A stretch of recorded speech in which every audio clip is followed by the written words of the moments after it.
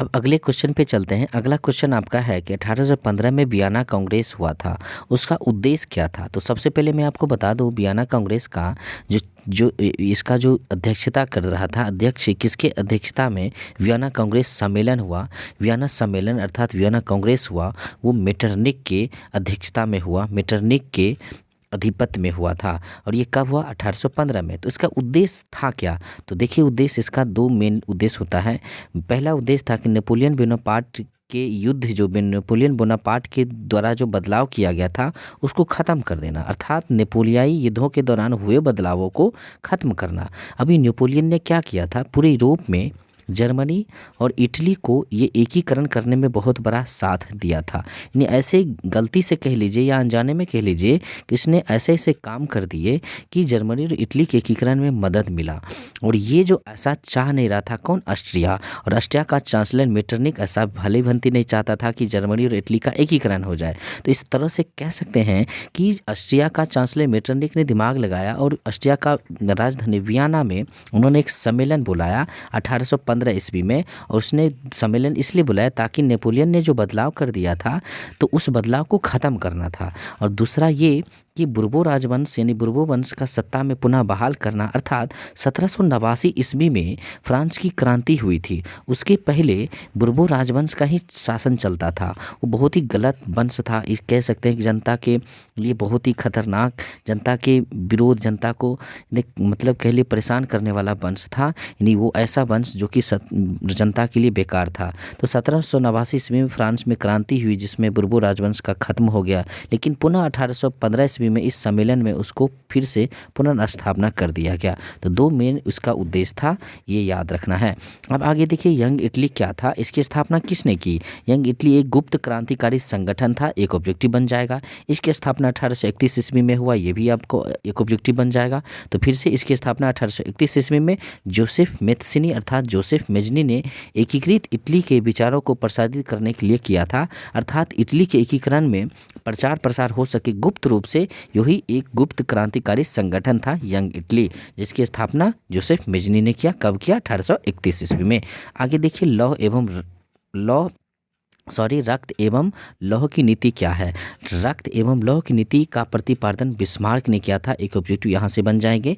इस नीति के अनुसार सैन्य शक्ति का सहायता जर्मनी का एकीकरण करना था। इस नीति का उद्देश्य था कि सैन्य शक्ति को सहायता से जर्मनी का एकीकरण करना, सैन्य शक्ति को मजबूत बनाना ही रक्त एवं लौह की नीति कहलाती है। अब आगे देखिए, लौह एवं रक्त की नीति का प्रतिपादन बिस्मार्क ने तो किया था। इस नीति के अनुसार सैन्य शक्ति की सहायता से जर्मनी का एकीकरण करना था, सैन्य शक्ति को मजबूत करके जर्मनी का एकीकरण करना ही इसका मेन मोटो था, उद्देश्य था। यही नीति रक्त एवं लौह नीति कहलाया, जिसका प्रतिपादन बिस्मार्क ने किया था। अब आगे देखिए, मेटरनिक युग क्या है? मेटरनिक युग, ऑस्ट्रिया का चांसलर मेटरनिक ने 1815 से 1848 ईस्वी तक काल को मेटरनिक युग कहा जाता है। इस तरह से आप याद रख लीजिए, एक ऑब्जेक्टिव बन जाएगा। ऑस्ट्रिया का चांसलर कौन था? मेटरनिक था। ये घोर कट्टरवादी, प्रतिक्रियावादी ये राजा कह सकते हैं, निरंकुश राज था, निरंकुश राजा था। ये कहने का मतलब, निरंकुश मतलब कहिए कि कोई दया नहीं होना, एकदम से कह लीजिए कि भयावह, एक तरह से कोई कट्टर कह सकते हैं आदमी था ये। तो यही लिखा है, मेटरनिक निरंकुश राजतंत्र, राजतंत्र मतलब राजाओं का शासन, यानी निरंकुश राजतंत्र में विश्वास करता था, यानी राजाओं के शासन में विश्वास करता था। और क्रांति का घोर विरोधी था, क्रांतिकारी आदमियों का ये घोर विरोधी था। जो देश प्रेमी आदमी है, जो क्रांतिकारी आदमी है, उसका घोर विरोधी था। वह क्रांति का वह कट्टर शत्रु, क्रांतिकारी आदमी का कट्टर शत्रु, क्रांति विरोधी भावनाओं का समर्थक था। ये क्रांतिकारी भावनाओं का समर्थक था। वह राजा के दैवीय अधिकार में विश्वास करता था, अर्थात वो राजाओं के शासन में विश्वास करता था, ना कि वो गणतंत्र में विश्वास करता था, ना कि वो लोकतंत्र में विश्वास करता था। ओवरऑल देखा जाए तो मेटरनिक एक खराब राजा था। आगे देखिए, मेजनी कौन था? मेजनी के बारे में भी जान लीजिए। युवा इटली का संगठन का संस्थापक मेजनी इटली में राष्ट्रवादियों के गुप्त दल कार्बोनरी का सदस्य था। देखिए, ढेर सारा ऑब्जेक्टिव बन गया। युवा इटली का संस्थापक कौन था? तो मेजनी था।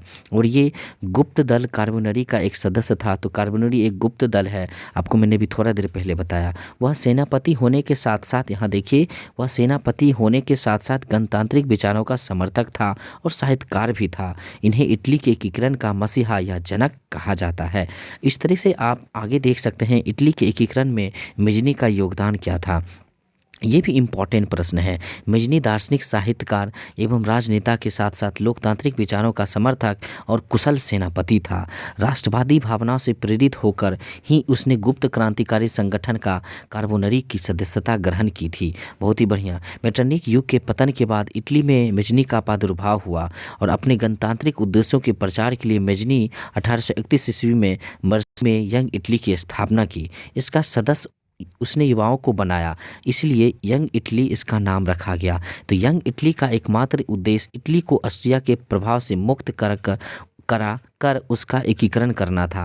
अर्थात ओवरऑल ये देखा जाए तो यंग इटली में युवाओं को उसमें सदस्य बनाया गया ताकि ये जो युवा है ऑस्ट्रिया से मुक्त दिला करके इटली को एकीकरण दिला सकता था। इस तरह से उसने जनता जनार्दन तथा इटली का नारा बुलंद किया। उग्र राष्ट्रवादी विचारों के कारण मेजनी को निर्वासित होकर इंग्लैंड जाना पड़ा। वहाँ से भी उसने अपनी रचनाओं द्वारा इटली के स्वाधीन संग्राम को प्रेरित करना चाहा। मेजनी को इटली के एकीकरण का पैगंबर या मसीहा कहा जाता है। तो ये आप देख सकते हैं, इसके योगदान में भी आप इस तरह से लिख सकते हैं। तो इस तरह से आपको इम्पॉर्टेंट प्रश्न इस तरह से याद करते रहना है।